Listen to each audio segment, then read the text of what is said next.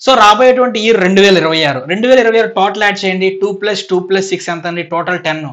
అంటే 1+0 = 1. అంటే ఏంటండి? 1 వచ్చింది. అంటే 1 అంటే ఏంటండి? సూర్యుడికి రిప్రజెంటేషన్ అనమాట. గుర్తుపెట్టుకోండి, ఈ ఇయర్ ఏదైతే ఉందో ఈ ఇయర్ 9 ఇయర్స్ సైకిల్ కి స్టార్టింగ్ ఇయర్ అండి. అంటే 2017లో ఇయర్ స్టార్ట్ అయ్యి 2025లో ఎండ్ అయిపోయిందండి. మళ్ళీ 2026లో ఈ సైకిల్ అనేటువంటి స్టార్ట్ అయింది.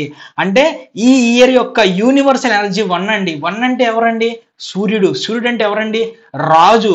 సో ఎవరైతే ఇయర్ 2026 కనుక మనం చూసుకుంటే, ఓవరాల్ గా కనుక మనం చూసుకుంటే కనుక ఎంటర్‌ప్రెన్యూర్‌షిప్ ఏదైతే ఉంటుందో ఎంటర్‌ప్రెన్యూర్‌షిప్ అనేటువంటిది పెరిగేటటువంటి అవకాశాలు ఉంటాయండి.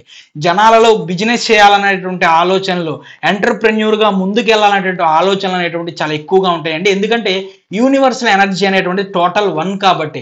సో ఈ టోటల్ 1 వచ్చింది. అలానే రూలింగ్ నెంబర్ 1లో కూడా 1 ఉంది. అంటే చూడండి, డబుల్ వన్స్ ఉంటాయి. అంటే ఏంటండి?